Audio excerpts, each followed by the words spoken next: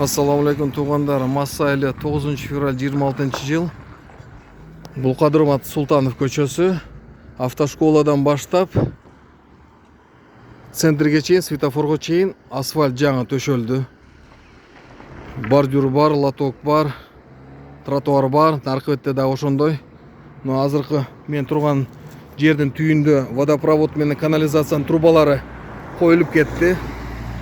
35 жылда жасалбаған иштер жасалды буйруса. Экинчи слойду уже быйыл коюшат. Но иштер бүткөнчө наркы бетте азыр лотоктор коюлуп атат.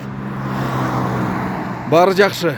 Проект менен жасалып атат. Акчалар проектке бөлүнгөн, бардыгы жакшы. Бирок бир суроо жаралды. Мисалы үчүн жамгыр, кар же туман болсо, но бордюр кичинекей коюлган. Андан кийин лоток вдруг машиналар түшүп кетсе, авариялар болсо, жол болсо, машиналар батпай кетип атса, канчалык деңгээлде кооптуу же кооптуу эмеспи деген суроо жаралды.